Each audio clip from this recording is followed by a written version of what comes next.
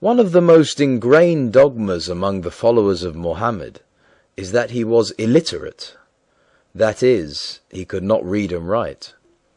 They have created this dogma to prove to the world that Muhammad could not possibly have created the verses of the Quran, and hence they had to have been revealed to him by Allah. Are these assumptions factual? The Quran and Muhammad's followers use this alleged illiteracy as a fact, and hence imply that the Quranic revelations are divine. This is of course utterly false and nonsensical, since the greatest legacy of the pagan Arabs was their poetry. Their poets were able to recite excellent odes although they were illiterate. Their poetry did not depend on whether or not they could read and or write. According to the historical records, Muhammad actually plagiarized some very important verses from other poets and put them in his Quran. Such poets as Imrul Qais, Hassan bin Thabit, Zayd bin Nufail, etc. Most relevant of all are the following hadith stories written by his followers and not by his enemies that paint a completely different picture. Sahih al-Bukhari hadith 7.573 narrated by Ibn Abbas. When Allah's apostle was on his deathbed, and in the house there were some people among whom was Umar ibn al-Khattab, the Prophet said, "Come, let me write for you a statement after which you will not go astray." Umar said, "The Prophet is seriously ill, and you have the Quran, so the book of Allah is enough for us." The people present in the house differed and quarreled. Some said, "Go near, so that the Prophet may write for you a statement after which you will not go astray." While the others said, as Umar said. When they caused a hue and cry before the Prophet, Allah's apostle said, "Go away," narrated Ubaidullah. Ibn Abbas used to say, it was very unfortunate that Allah's apostle was prevented from writing that statement for them, because of their disagreement and noise. It was Muhammad who demanded a pen and paper for himself to write a statement. The allegedly illiterate Muhammad was able to read and write after all.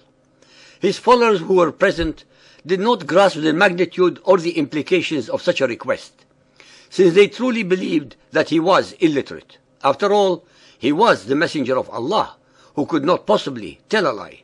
They thought that he was delirious and did not know what he was saying. The fact is that it is exactly when a person is delirious that the truth comes out of him, because one is not in full control of one's faculties, which would otherwise have prohibited him from telling the truth. Muhammad had been deceiving all his followers for almost 23 years, and in this manner he made them believe that he was being inspired by Allah. He had mastered the perfect scam and succeeded and is still succeeding, even as we are speaking today, into having his followers believe all his lies and fabrications in his Quran. Sunan of Abu Dawood Hadith 2993 narrated by Yazid bin Abdullah. We were at Mirbad. A man with dishevelled hair and holding a piece of red skin in his hand came. We said, "You appear to be a Bedouin." He said, "Yes." We said, "Give us this piece of skin in your hand." He then gave it to us and we read it. It contained the text, "From Muhammad, apostle of Allah, to Bani Zuhair ibn Uqaysh. If you bear witness that there is no God but Allah and that Muhammad is the apostle of Allah, offer prayer, pay zakat, pay the fifth from the booty and the portion of the Prophet and his special portion, Safi, you will be under the protection of Allah and his apostle." We then asked, "Who wrote this document for you?" He replied, "The apostle of Allah." The writing on the piece of skin was done by Muhammad and no one else. Al-Tirmidhi Hadith 96, narrated by Abdullah bin Amr. Allah's messenger went out and he had in his hand 2 books. He said, "Do you know what these 2 books are?" We said, "Allah's messenger, we do not know, but only that you inform us."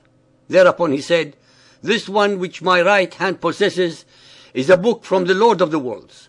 It contains the names of the inmates of paradise and the name of their forefathers and those of their tribes. It is most exhaustive, and nothing will be added to it, nor anything eliminated from it up to eternity." He then said, "This one in my left hand is a book from the Lord of the worlds. It contains the names of the denizens of hell, and the names of their forefathers and their tribes. It is also exhaustive to the end, and nothing will be added to it, nor anything will be eliminated from it." The companion said, "Allah's messenger, If this is the case, then where lies the use of doing a deed if the affair is already decided? Ladies and gentlemen, the most important item in this story is that it compromises the assertions by his followers that he was illiterate, since the only way possible for Muhammad to have known the extensive contents of the two books so as to differentiate between them was if he could read, especially since they were not revealed to him by either Gabriel or Allah. This was not a case of inspiration, but of definite reading and evaluating the information within. Just as important for the listeners to know is the comment made by his followers regarding the concept of predestination that fills many of the verses of the Quran.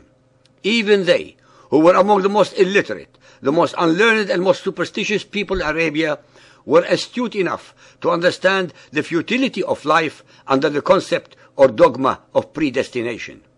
If people are predestined, then they have no free will to make choices, and hence there will be no need for religion, no need for prophethood, and no need for Muhammad, for Satan, or the Quran.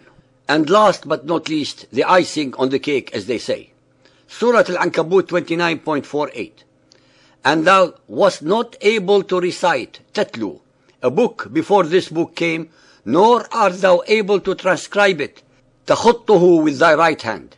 This is an extremely illuminating verse which makes it clear that Muhammad, before his Quranic revelations, could neither recite nor write them down, since he was ignorant of them.